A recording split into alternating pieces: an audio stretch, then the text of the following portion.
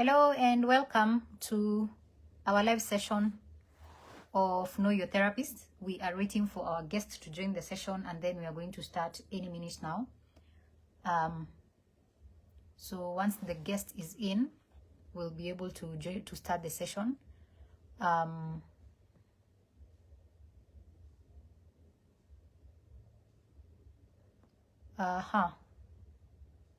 So Maingi, if you can see and hear me clearly, could you kindly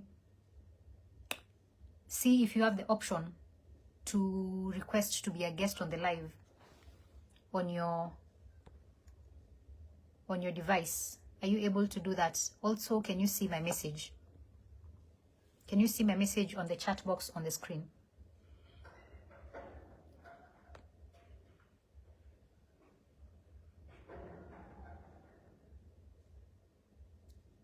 If you can see my message, just let me know, Maingi.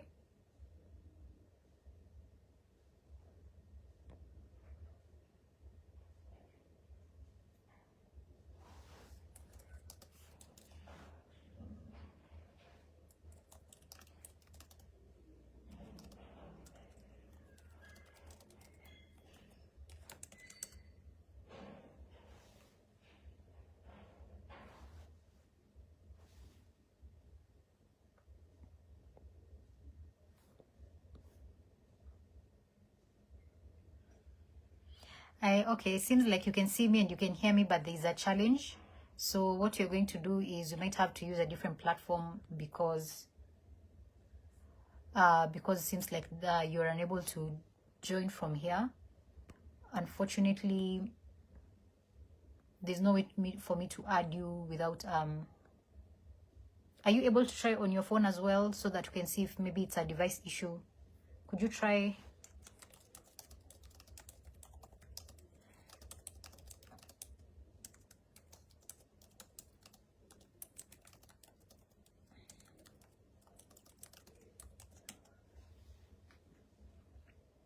We'll give Maingi just a minute to log back in on a different device, then we'll get started. So just give it a bit of time. Technical challenges happen all the time, so let's have some patience.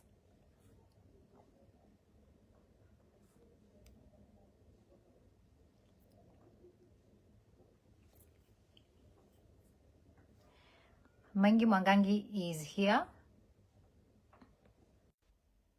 and he'll be joining us in just 1 second. It's loading for him to come through, so let's have a bit of patience.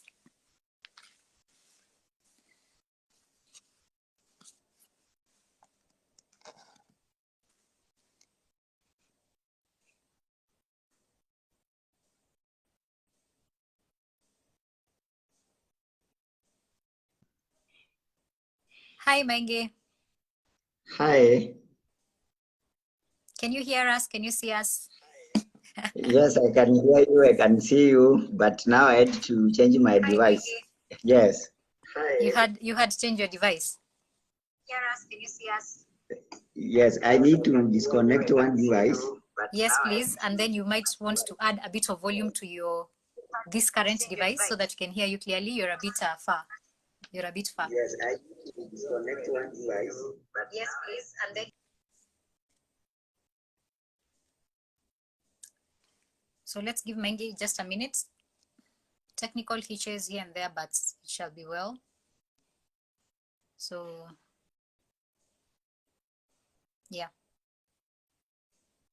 In the meantime, you can be thinking about some questions that you might want to be asking Maingi anytime soon, and then Maingi will respond to them before the end of this live recording. So, yeah, let's do that. Let's send through some questions as we wait for Maingi to join us again.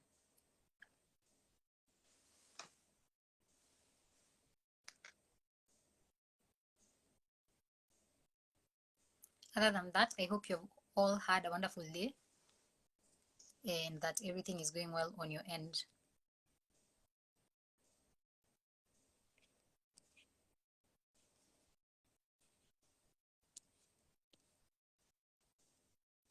Maingi is coming back. Maingi is here. Maingi, can you hear me now? Yes, I can hear you. Yes. Maybe turn up the audio on your device Yeah, so I'm that we can trying hear you, to. because yeah, you're a bit far. You're a bit far from your device. I'm a bit far from my device. Yes, the volume is a bit low. The volume is down, so maybe add the volume. Actually, my volume is to the top. That's It's at the full. top. Yes, so Here you much better, much better. It's much better now. Much better, yes, much better. Oh, okay. Awesome. Yes. Thank you very much for joining us. So sorry for the technical challenges. These things happen all the time. This is the nature of our world. Yes, yes. But it's all right. Thank you so much for joining us today. And we are going to make this interview very short so that people have time to do other things, because I know it's in the evening, it's late. Some people are doing other things. So we are going to make this short and very quick and very a very punchy one. So let's start first of all by finding out how you are, how has your day been, and how are you doing? Thank you so much, Jenny, and thank you all of you who are joining us live. My day has been well. I've not yet left the office for this broadcast, but I had a fruitful day, and I'm so much excited for us to have this conversation. Yeah, fantastic. So maybe we can start with you telling us a bit about what kind of work you do. We know you're a counseling psychologist, so maybe you can tell us a bit of what that entails, what kind of work you do, and what kind of people do you work with? What diseases do you treat as a counseling psychologist? Now, as a counseling psychologist, I major much with people with substance use disorders. So those are the clients whom I treat in my line of duty. So now when it comes to mental health, I'm much interested in people in that line. Addiction. Yes. Okay. What kind of training do you have in that field? I've trained in undergraduate in counseling psychology. Also, currently, I'm pursuing a diploma in addiction counseling, so that I may be more equipped to deal with these clients, because it needs a special attention to the clients to understand much of what happens when someone consumes substance of abuse. And because you will come to appreciate that addiction is a disease, not like the way people see as if someone is just doing things because they want to. But now in psychology, we come to appreciate that these people are sick and they need professional help. Yeah, that's very true. And I agree with you. Addiction is a disease. I keep telling people it's not a character flaw. It's not that they are possessed by the devil. It is a disease that requires being addressed by a doctor, a mental health practitioner, so that people can get well. And it affects families, it affects individuals. This is not just an individual problem. It doesn't just affect the one person, it affects the entire system. Exactly. And it's a disease which does not choose. It really affects everyone from children to people who are odd. So it's a disease which now we need to be on lookout for it, because initially people used to say as if you have what we may call, quote unquote, loose morals, because now you are indulging so much in substance. And coming to look at it now from the practice which we do, we come to appreciate the disease, and if it's treated by the professionals that you had said, people are getting their lives back, because you will find the disease will derail people. It will make them abandon their dreams. It will also make them lose focus in life. And the most unfortunate thing, it will also kill. Yeah, very true. Very true. Yeah. Yeah, that's very true. And thank you so much for bringing that up. I think it's quite important that it's out there. People know what they're dealing with when it comes to addiction. What is the story behind you becoming a therapist? How did you end up becoming a counseling psychologist? Tell us the story. um, I love to introduce myself as a communicator. And because counseling is not my first training, I've trained in architecture. I also practice as an architectural technician. But due to my love of interacting with people, trying to know what they are doing, how are they faring in life, I found myself so much interested in trying to understand people more. Now, coming from that end of wanting to be with people close to understand them, and also for me to impact the world. Now that is the thing which made me now enroll in my undergraduate in counseling. So that's my journey, because the two trainings which I've went to school for, they are not related directly, but if you look at them keenly, you'll find that in any kind of place you will be interacting with people. So it doesn't matter which field are you. What the common factor will be is you are interacting with the people. Even if it's at workplace, you will come to appreciate that if people they are healthy at the workplace, the results will be better. People will be more productive. Very true. So Very true. yeah, it came from that point where I need to have even my colleagues to be more fruitful. And now looking at these days, you'll find that majorly in workplace, a lot of production is dropping because of substance abuse. People maybe they are taking a lot of alcohol, they are taking a lot of bang, a lot of substance of abuse, and they are not really meeting their performance and what their employers expect. So coming from that end, even if you are at the workplace, you'll see the need of counseling. So counseling is like the backbone of people, as I might say.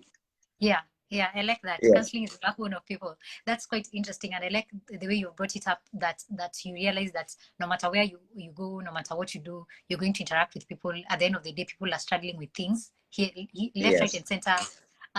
Life interferes with work all the time. Family issues interfere with work all the time. Work interferes with family issues all the time. So at the end of the day, counseling will have to come somewhere, so that people can become better at their jobs, better at their relationships, and so that they can take care of their mental health. So thank you so much for bringing that up. And I really like your journey. I like that mix of being an architect and also being a counselor, and now you're doing work in addiction. I think that is brilliant. So good job. Congratulations. Thank you. Yeah. What do you like most about being a counselor, now that you're a counselor who is also an architect? So what do you like most being about a counselor? What I like most about being a counselor is being self-aware. Actually, now that being makes being self-aware. Yeah.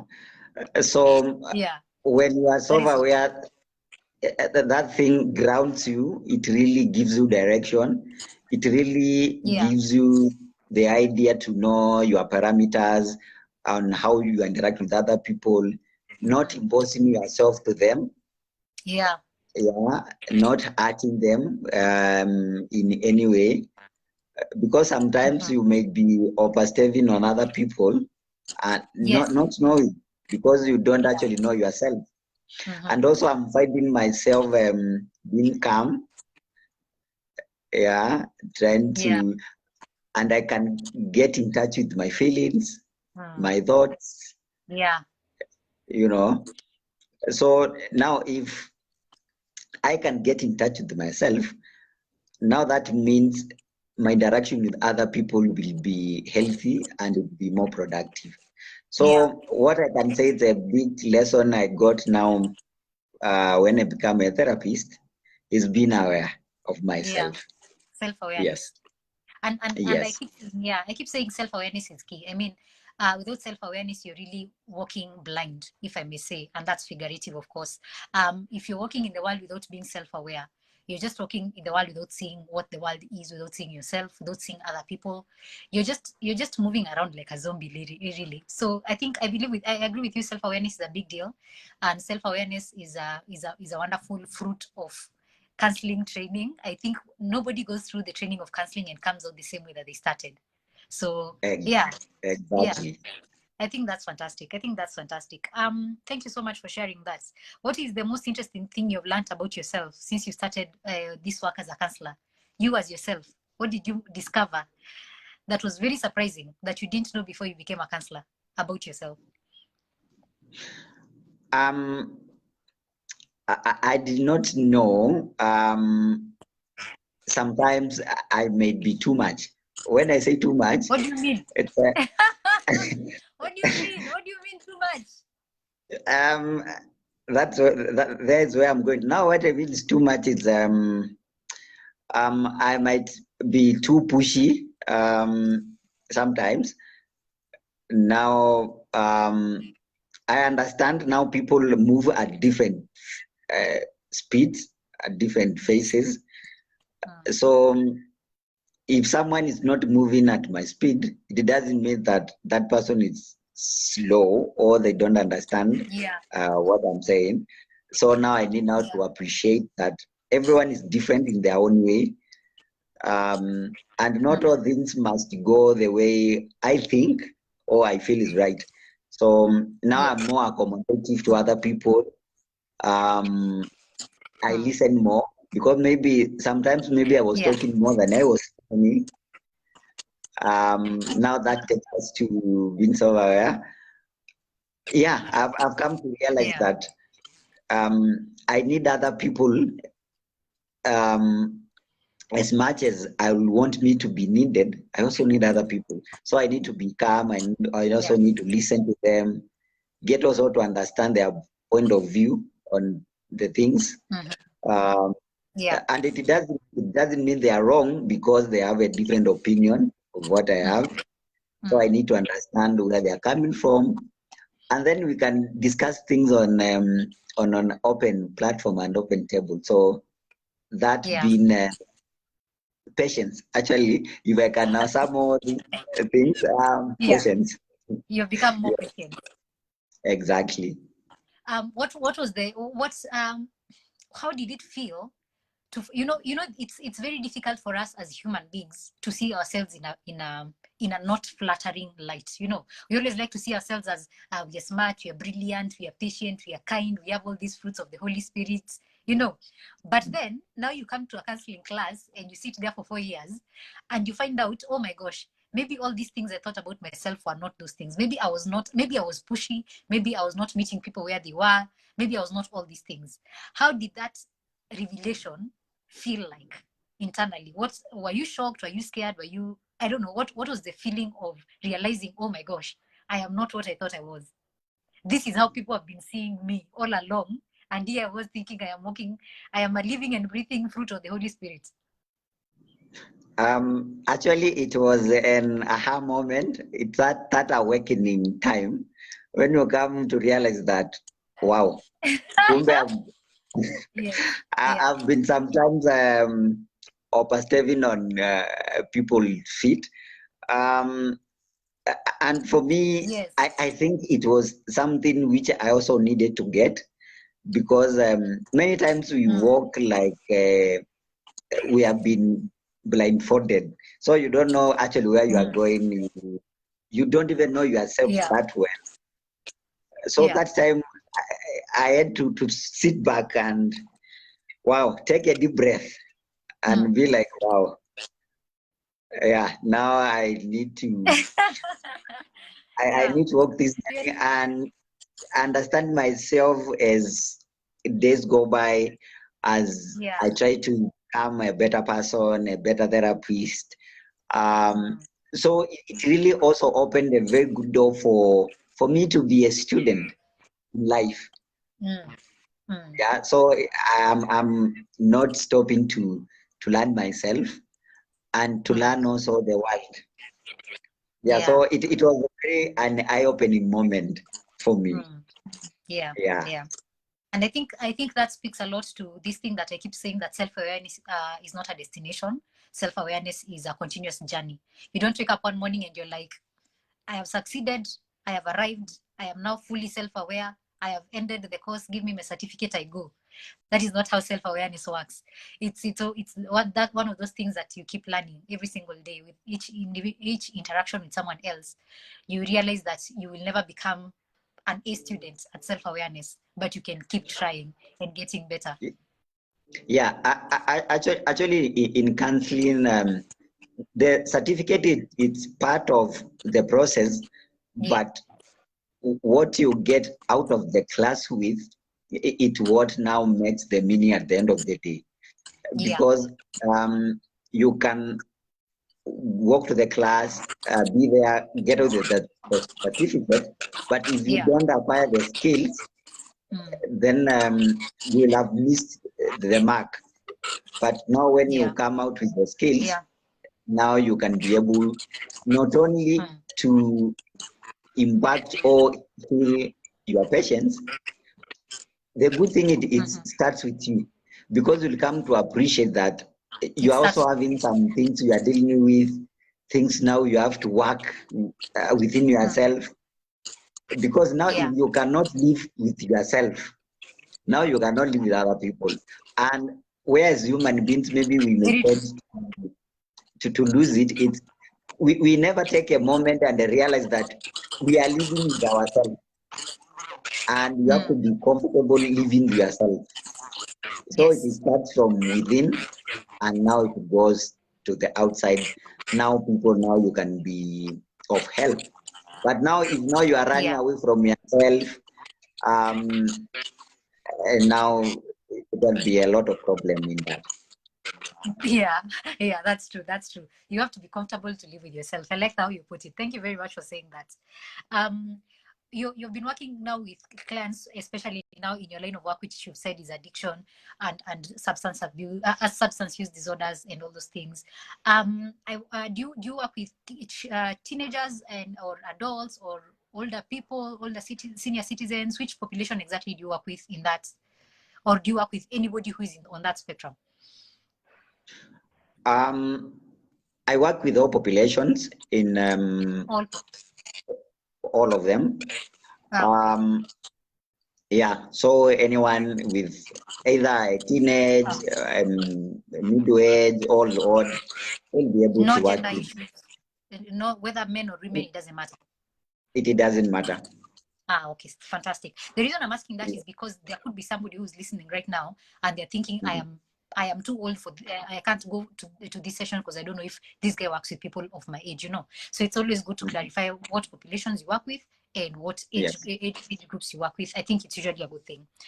With the clients that you've worked with so far and in the work that you've been doing, which is important work, what is the one valuable lesson that your clients have taught you? Something that you when you sit back and think about it, you're like, I would not have known that if it wasn't for my clients. What is that one valuable lesson?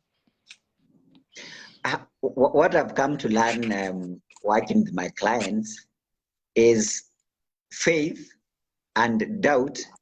They are all beliefs. Oh wow! Oh wow! Oh, wait! Kayamba.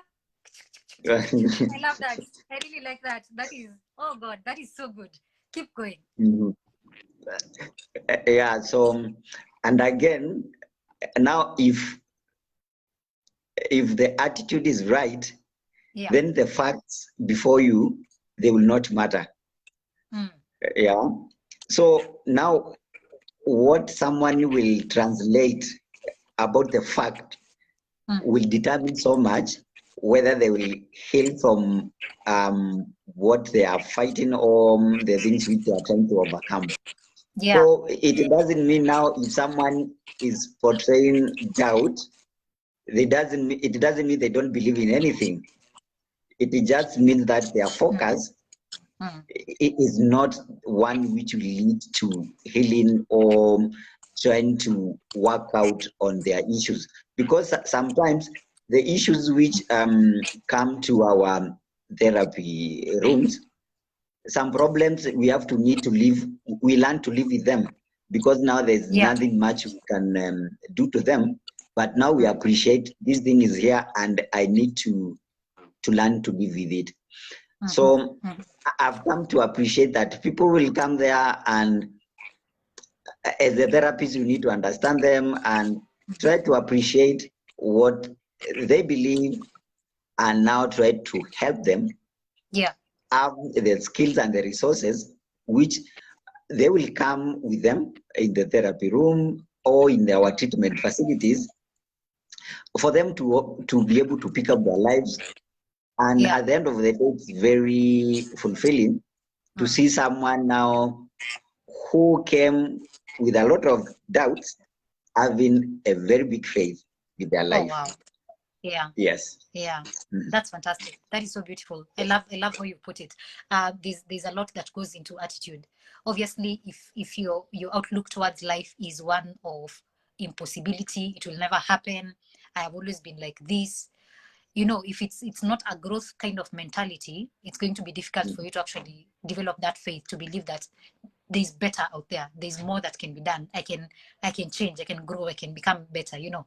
And especially with, I think with substance use disorders, it's very important for guys to remember that this thing is painful. It's a painful disease because it doesn't just affect one person, and so you need that faith. You need that faith from both the person who's going through it and also the family members who are supporting, the friends who are supporting. This requires the faith of everybody involved. It can't be just one person fighting. Yes, and you know, majorly with your clients, people with substance use disorders, they will portray much of loss of hope. You know, someone will have lost hope in life, lost hope in their dreams. So it's very helpful for them to develop an attitude that will propel them to see life in another way. So if someone doesn't have proper attitude towards their life and what they want to achieve, then it becomes difficult. But now, if you appreciate, if this person comes and has all these doubts and doesn't see the meaning to live, now you don't see them as if they don't have the ability, or they don't have the will to work upon their lives. So now it's working with them, trying to psychoeducate, provide the necessary skills. And at the end of the day, you are just amazed on how the shift happens, and someone picks back their lives, and they are on their feet again. Yeah, that's very true. That's very true. That's awesome. Thank you so much for sharing that. What do you, you're a counselor, and so you know the state of mental health in Kenya. What do you wish more Kenyans knew about therapy, and not just about therapy, but also specifically about your line of work, addiction counseling? What do you wish more Kenyans knew about therapy and more about addiction counseling? If I start with therapy, I will say I would wish Kenyans knew that seeking therapy, it's not a sign of weakness, or it's not an indication that you are losing it. You know, sometimes people will want to take that if you are going to see a counselor, then you have to go like you're hiding yourself, like you are going to see a witch doctor somewhere, I don't know. You know, you don't just want to mention because it doesn't sit right. But now, if now you appreciate that, if you go and see a doctor, maybe you're having a headache or you're having some injuries within your body, you are not ashamed of speaking about that. Then, talking about mental health, which now we are seeing it a disease. there's no shame on talking about it or saying I am going to see my therapist. Yes. Yeah. So I would wish Kenyans appreciate that mental health needs to be taken serious as the physical health, Yes. and it's not something to be ashamed. Now, when we come to people with substance use disorders, many think that there is no hope, and even family members will give up on you because now they see you have become a nuisance to them or to the society, and then they leave you to perish. Yeah. But imagine there is hope and there is help. Yes. People have demonstrated that you can be treated and you can pick back your life. So the other thing which I have seen and I've wished whether people know is that we have a lot of treatment facilities within our Yes. country, Yeah. and they are providing good help. Even Nakada will give you free services. You can call their line. Yes. Yes, they have a free toll line. If Yeah. you check on their website, you can be able to see it. Then you can be able to get help. So Yeah. the thing is, if we can normalize seeking help on issues of mental health, Yeah. then we'll be a better nation, which is very productive. Yeah. Yeah, that's very true. Thank you so much for sharing that. Thank you for bringing that up because I think it's very important. People need to remember that seeking mental health help does not mean that you are weak and that there's a problem with you. It just means that you are addressing something that is central to your life. Because at the end of the day, as we say, without mental health, there's no health. So it's important Yes. for us to, if there's facilities for that, go get the services. Don't hold back and sit in your pain. It doesn't serve anybody. It doesn't serve you. It doesn't serve your family. It doesn't serve anybody. I have a question. Yeah. I want to hear your take on this Kenyan concept of, we have become very habitual. Kenyans, as a people, you've become these people of, kupiga sherehe every weekend. It's a party, it's a party, it's a party, it's a party. And it's becoming, there's a lot of drinking that is going around. Young people are drinking. We have seen school children coming from boarding school on their way to Nairobi. If they're coming from a country, unasikia walikuwa na pombe in the car that brought them, There's this kupiga sherehe that has become really a thing. Like, it's the only thing that people are thinking about, most of them. You ask people, what's the plan this weekend? Sherehe tu, And I don't know, should we be afraid? In your opinion, should we be afraid yet? Or do we still have a little bit more time? Are we safe? Are we going to be okay 5-10 years from now? What is your take on the sherehe mentality that we are currently living in? My take is within that span of time which you have mentioned, we may not be safe. Oh God. Actually, yes. Oh God. And I don't know whether Nakada they have published their latest reports, because apart from the drugs now which we know, the other emerging drugs, and the consumption of those drugs is worrying. Actually, during the World Drug Day, Nakada put it clearly that the consumption of those drugs, and majorly among young people, it's going up. So it's a thing which we may be concerned about actually at this time, because I think there's much pressure for taking drugs. I don't know where it's coming from. I don't know what we are trying to prove. So from where I sit or I stand, it's a worrying situation. It's a worrying situation. Yes. Yeah. I'm equally worried because I'm thinking about people who have young kids, people who are bringing children into the world right now, and the world the children will inhabit. it's a bit scary when you think about it. And I hope as a people, we are going to listen to this talk and take something from it to realize that we don't have to, there's nothing to prove really. These alcohols and these other drugs have been here way before we were born, and they'll be here long after we are gone. So there's nothing really to prove. So anybody listening, please, you have nothing to prove to anyone by taking any drugs, honestly. Thank you for that, Maingi. As a counselor, I know your work can be very exhausting most of the time. Working with many people, working on different things, especially addiction. Addiction is a heavy subject. What do you do for self-care so that you don't get swallowed up by your work, so that you maintain clarity and sanity, so that you can do your work to your level best? How do you take care of yourself? First things first, I eat healthy. Also get sufficient sleep. I do make sure I sleep well. The other thing is I do try to keep myself away from any substance of abuse, because I know yeah, it's not an healthy way to live. Also playing majorly football if I get some time. Yeah. And also reading.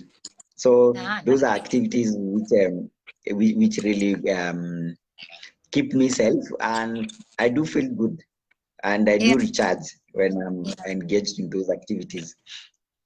That's fantastic, because I can hear those are covering a lot of physical and mental angles at the same time. They're going for your physically, you're doing something, mentally, you're doing something, you're keeping yourself on point. I think that's beautiful. That's great.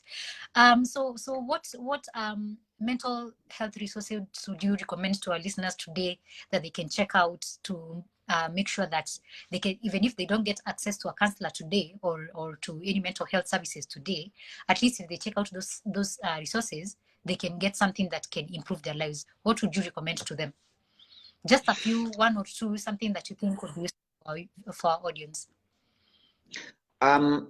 Actually, I think within our country, the internet access and phones, it's up to 90% something.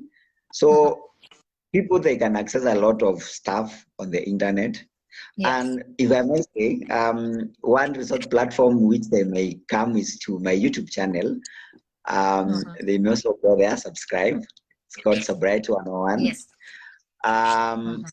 Also, if it's matter of substance abuse, because that's the field which I know better, they may get to website of Nakada and they'll be able to learn a lot.